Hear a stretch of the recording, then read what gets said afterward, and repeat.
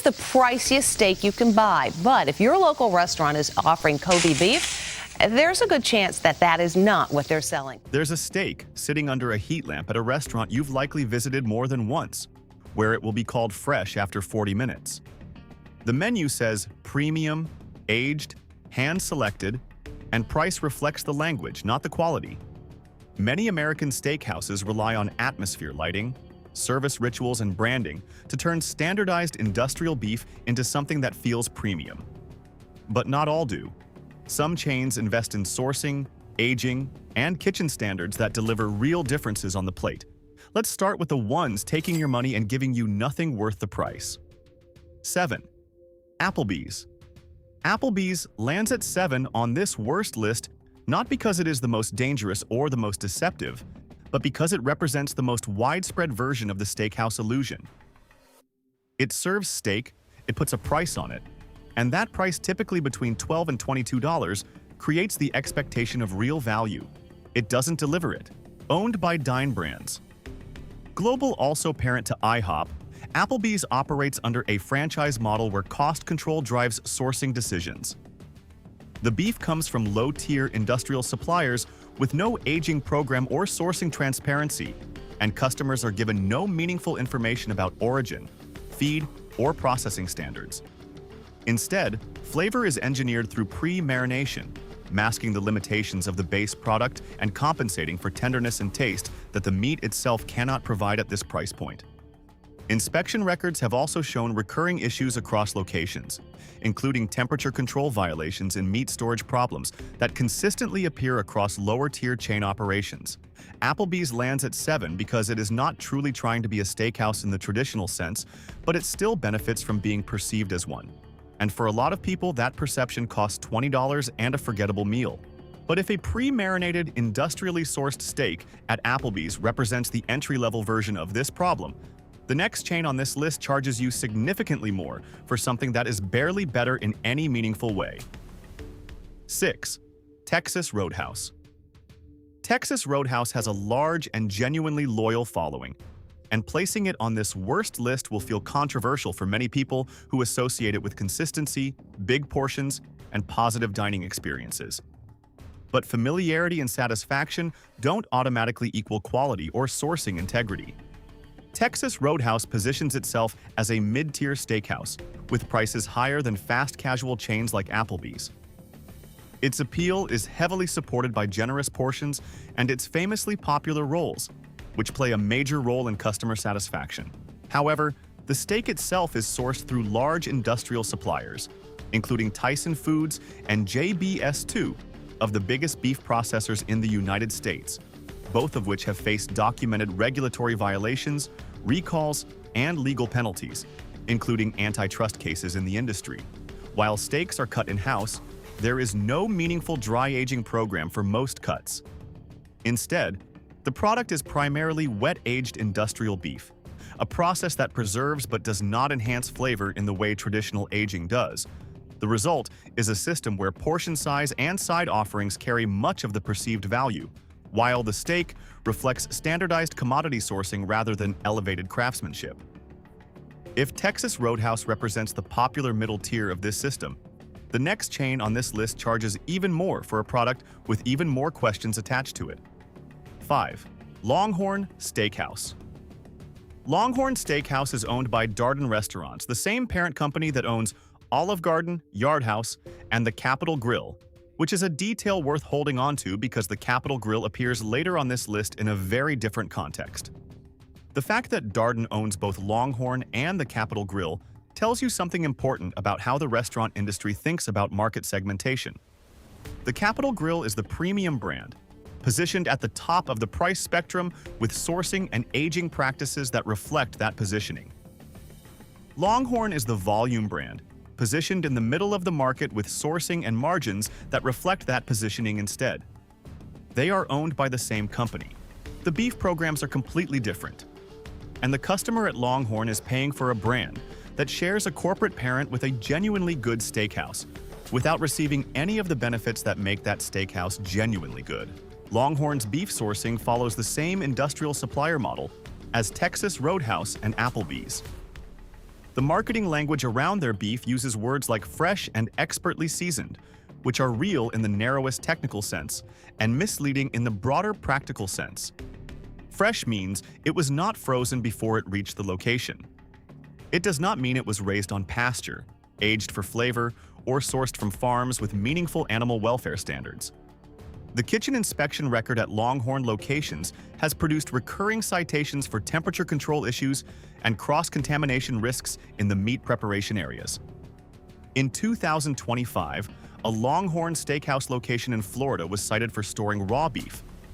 Above ready-to-eat foods in the walk-in cooler, one of the most basic cross-contamination risks in food safety, and one that should not be occurring at a restaurant charging $25 to $40 for an entree. Longhorn lands at 5 because it is charging you a premium for a product that does not justify the premium. Backed by a parent company that knows exactly what premium beef looks like and has chosen not to provide it at this price point. And if Longhorn represents the mid-tier version of this problem, the next chain on this list charges you significantly more while delivering something that is arguably less honest about what it actually is. 4. Outback Steakhouse. Outback Steakhouse is one of the clearest examples of restaurant brand mythology overpowering product reality. Its Australian identity has little connection to the beef itself, the sourcing behind it, or the corporation running it. Owned by Bloomin' Brands, the same company behind Fleming's Prime Steakhouse, Outback occupies the volume-driven side of the same corporate structure that proves higher standards are possible. The beef at Outback comes through standard industrial supply chains similar to other chains on this worst list.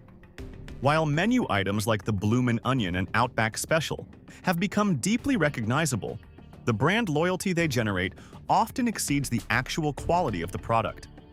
Inspection records have also shown recurring operational concerns, including pest evidence in food preparation and storage areas across multiple locations in recent years. At steakhouse pricing, those failures reflect a serious gap between branding and kitchen execution. Outback lands at 4 because the gap between the brand mythology and the documented reality is wide enough to drive a Bloomin' Onion through.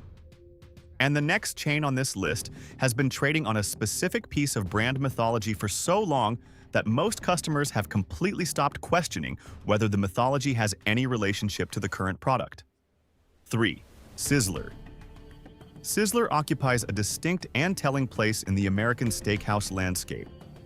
It carries strong nostalgia for diners who remember it as a childhood treat and an aspirational dining experience, but that nostalgia now outweighs the reality of its current quality. The chain has gone through multiple bankruptcies, ownership changes, and major contraction over the past 2 decades, shrinking from hundreds of locations without a meaningful improvement in product. Today, its beef comes from lower-tier commercial suppliers, and its reliance on high-heat flat-top grilling does little to offset the limitations of the raw product. While searing can create surface texture, it cannot replicate the depth of flavor from properly sourced and aged beef. Inspection records across locations have also shown recurring issues, including improper storage temperatures, sanitation problems, and pest activity, with California inspections often highlighting these failures under strict standards. Sizzler lands at 3 because it is asking customers to pay for a steakhouse experience while delivering a product that cannot be honestly defended as a steakhouse steak. The nostalgia is real, the beef is not.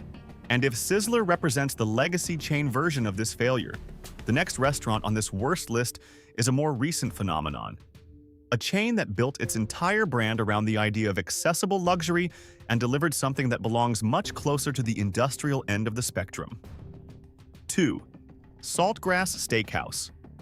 Saltgrass Steakhouse is owned by Landry's Inc., a Houston-based hospitality corporation that also owns a collection of other restaurant brands, including Morton's The Steakhouse, which is another detail worth holding because Morton's appears later on this list as well.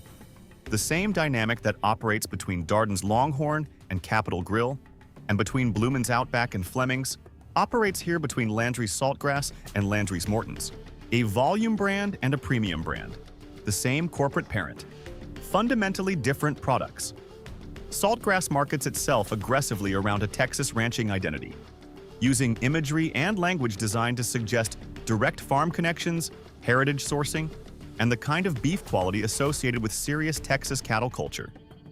The reality is industrial sourcing through the same commercial beef supply chain that supplies the other chains on this worst list. The Texas identity is a marketing construct. The sourcing behind it is not meaningfully different from what is happening at Applebee's, at a price point that is meaningfully higher. The specific issue that puts Saltgrass at number 2 on this worst list is a documented pattern of kitchen failures that is particularly jarring, given the price point and the premium positioning of the brand. In 2024 and 2025, Saltgrass locations in Texas and Nevada were cited for temperature control failures in meat storage, inadequate hand-washing facilities and practices, and in one documented case, evidence of rodent activity in a food storage area. Rodent evidence in the food storage area of a restaurant, charging $40 to $60 per entree, is not a footnote. It is the entire story. Saltgrass lands at 2 because the gap between the premium Texas ranching mythology the brand sells and the documented conditions inside its kitchens represents one of the most cynical disconnects on this entire list. And everything on this worst list has been building toward the chain at number 1. A chain that charges the most, promises the most, and has the most specific and damaging documentation of the gap between those promises and the reality inside its operations. 1. Ruth's Chris Steakhouse. Ruth's Chris Steakhouse charges more than almost any other chain on this list, and those prices come with a clear promise: premium beef, premium preparation, and premium standards. But the sourcing record, inspection history, and corporate decisions behind the brand tell a more complicated story. Ruth's Chris shares a corporate parent with Applebee's through Dine Brands Global, linking one of the most expensive steakhouse chains in America with one of the most budget-oriented casual dining brands. To its credit, Ruth's Chris consistently serves United States Department of Agriculture prime beef, a genuine step above the lower grades used across much of the industry. But prime sourcing alone does not explain the full price. In recent years, multiple locations received health inspection citations involving improper meat storage temperatures, sanitation failures, and pest control concerns across different states. At a restaurant charging $150 to $250 per person, those issues represent a serious contradiction between pricing and execution. The brand also faced major backlash during the 2020 federal relief controversy after receiving millions in small business aid before eventually returning the funds. The episode raised broader questions about the judgment and priorities of the corporate leadership behind the chain.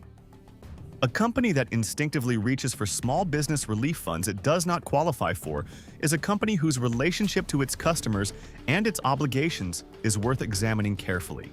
Ruth's Chris lands at number 1 on the worst list because the combination of premium pricing, inconsistent kitchen standards, corporate ownership shared with Applebee's, and documented ethical lapses in corporate decision-making represents the most complete version of the steakhouse illusion. The place that charges the most for the gap between what it promises and what it delivers. And now, the restaurants that actually justify what they charge. If what you just heard changed how you think about where you have been spending your steak budget, hit the like button right now. And subscribe before we get into the best list, because these 7 recommendations are built on documented records and real sourcing standards, and you are going to want to know every single one of them. The 7 best American restaurants to order a steak 7. Texas de Brazil. Texas de Brazil is a churrascaria, a Brazilian-style steakhouse, and it earns its spot on this best list by doing something the worst list chains consistently fail to do: delivering a product that is honest about what it is and genuinely excellent at being that thing. The churrascaria format, in which gaucho servers move through the dining room with skewers of continuously rotating cuts of meat, is built on a cooking philosophy that prioritizes freshness, continuous preparation, and the kind of high-heat open flame cooking that develops genuine flavor in good beef. You are not eating a steak that has been sitting under a heat lamp. You are eating meat that came off the fire minutes ago, and you will see it come off the fire if you are paying attention. Texas de Brazil sources beef that reflects the quality required to hold up to the scrutiny of continuous tableside service. When the product is being carved in front of you, there is nowhere to hide a low-quality cut. The format is itself a form of transparency. The inspection record at Texas de Brazil locations reflects the care that characterizes the best operations on this list. The kitchen standards required to maintain continuous fire cooking service at volume are rigorous, and the chain's inspection history across its locations shows a management culture that takes those standards seriously. Reviewers consistently describe the picanha, the signature Brazilian rump cap cut, as the revelation of the Texas de Brazil experience. A cut that most American diners have never encountered, cooked in a way that most American kitchens never attempt, producing a result that reframes what beef can taste like when the sourcing and the cooking method are both taken seriously. Texas de Brazil lands at 7 because it represents a genuinely different model, one that the worst list chains cannot replicate because their entire operational structure is built around the opposite of what makes this format work. And if Texas de Brazil represents the best of the format-driven steakhouse experience, the next chain on this best list has built its reputation on something more specific. A single cut, sourced with unusual precision, prepared with an obsessiveness that has earned it a following among people who take beef very seriously. 6. Fogo de Chão. Fogo de Chão is the other major churrascaria chain in the American market, earning its own place on this best list due to sourcing and operational standards that differ in meaningful, documented ways from competitors. Founded in Porto Alegre, Brazil, in 1979, it still reflects the original gaucho philosophy of open-fire cooking, not as a theme, but as its core method of operation. Its beef sourcing extends beyond commodity supply chains, with a focus on suppliers that meet stricter quality standards. Cuts like picanha, fraldinha, and costela are selected not for presentation but for flavor and performance over open flame. The open churrascaria format also creates built-in accountability. With continuous tableside service and visible cooking, quality is always on display, reducing the separation between kitchen and customer.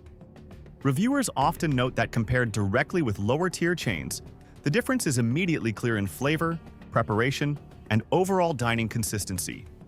Fogo de Chão lands at 6 because it delivers on the premium positioning many chains only simulate.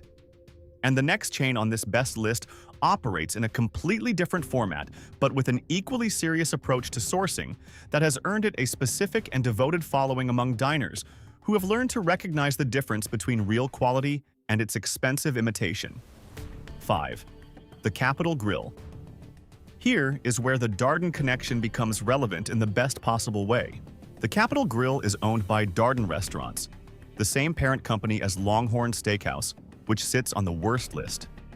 The contrast shows that industrial sourcing is not an inevitability, it is a choice, even within the same corporation. The Capital Grille runs a genuine dry aging program, where whole cuts are held in controlled temperature and humidity for a minimum of 18 to 24 days. This process concentrates flavor and breaks down muscle structure in ways wet aging cannot replicate, but it also requires space, time, and product loss that low-margin chains avoid. The result is noticeably different beef, deeper flavor, improved texture, and fat that renders more cleanly, reflecting aging rather than masking techniques like heavy seasoning or marinades. It also uses United States Department of Agriculture prime beef as its baseline, not as a premium upsell, meaning every steak starts at the highest federal grade before aging is applied. Inspection records reflect this operational discipline, with far fewer of the temperature control, contamination, and sanitation issues seen across lower-tier chains. It ranks 5 because it proves a key point. Corporate steakhouse quality is a choice. Darden executes it one way at the Capital Grille and another at Longhorn, and the difference is clear, measurable, and worth paying for. And if the Capital Grille represents corporate excellence, the next chain represents something different. Independent steakhouse culture scaled carefully without losing its standards. 4. Fleming's Prime Steakhouse. Fleming's is the premium brand in the Bloomin' Brands portfolio, the counterpart to Outback Steakhouse in the same way that the Capital Grille is the counterpart to Longhorn in the Darden portfolio. But the comparison to the Capital Grille is worth making directly, because Fleming's earns its spot on this best list for similar reasons while bringing specific distinctions of its own. Fleming sources USDA prime beef with an aging program that reflects genuine commitment to the quality that aging produces. The cooking at Fleming's is done on broilers, operating at extremely high temperatures, a method that produces the kind of exterior crust development that concentrates flavor at the surface of the meat while the interior cooks to the specified temperature. The technique is not complicated, but executing it consistently across a dining room of orders at different temperatures and different cuts requires skill and kitchen discipline that the volume chains on the worst list do not demonstrate. Fleming's has also built a wine program that takes seriously the relationship between beef and the wines that complement it, which is relevant not as a luxury detail but as an indication of the overall culture of the operation. A restaurant that thinks carefully about the wine list is typically a restaurant that thinks carefully about everything else on the table. The kitchen inspection record at Fleming's locations is clean in the ways that matter. The violations that appear consistently across the worst list chains are not a pattern at Fleming's. The operational standards reflect the price point in a way that Outback, its corporate sibling, fails to do. Fleming lands at 4 because it is doing what the worst list chains promise and do not deliver: sourcing seriously, aging properly, cooking skillfully, and maintaining the kitchen standards that the price implies. And the next chain on this best list is doing all of those things while also doing something that almost no national steakhouse chain has figured out how to do: making customers feel genuinely seen and cared for in a way that turns a meal into a memory. 3. Morton's the Steakhouse. Morton's Steakhouse occupies a distinct position on this list, sharing a corporate parent Landry's Inc. with Saltgrass, a lower-tier chain on the worst list. The contrast highlights the broader split between premium and volume-driven steakhouse models within the same corporate structure.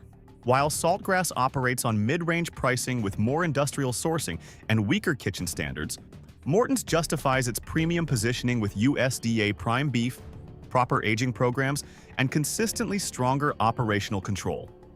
Beyond sourcing, Morton's is defined by its service culture.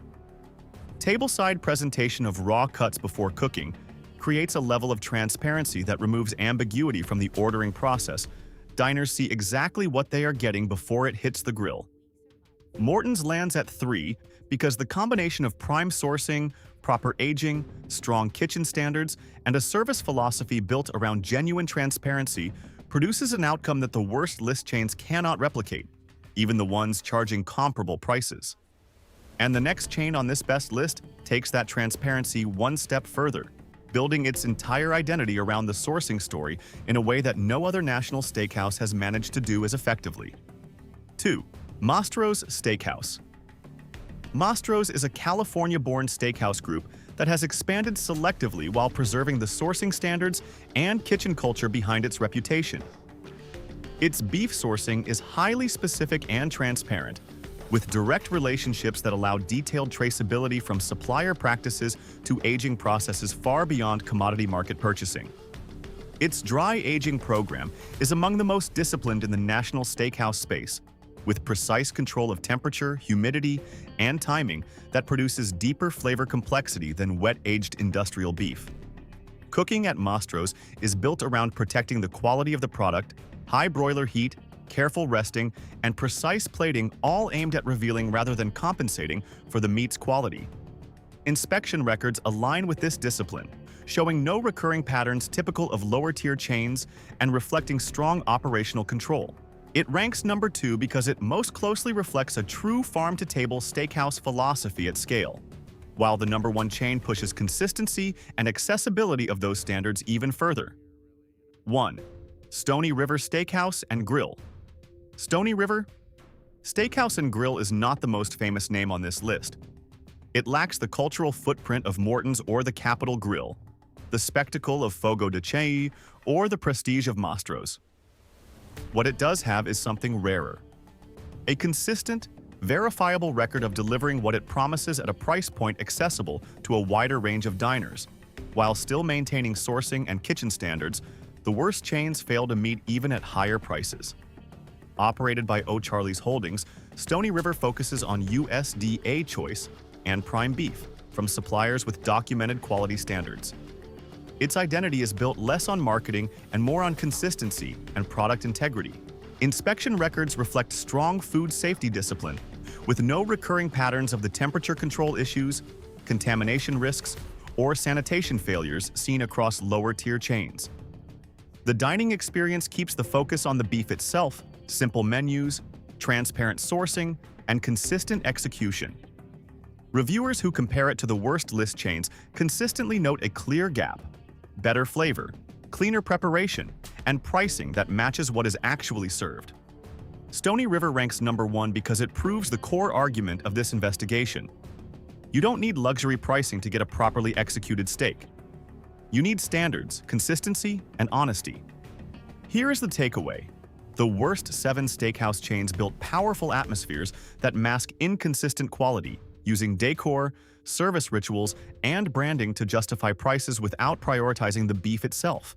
The best 7 show that real quality comes from better sourcing, aging, kitchen standards, and honest pricing at similar ranges. These outcomes are driven by choices, not price or prestige. Tell us in the comments section which one surprised you. Hit the like button and subscribe if the best steak you have ever eaten is probably not from the most famous name you know. It is from the restaurant that decided the beef was worth taking seriously. Now you know where to find it.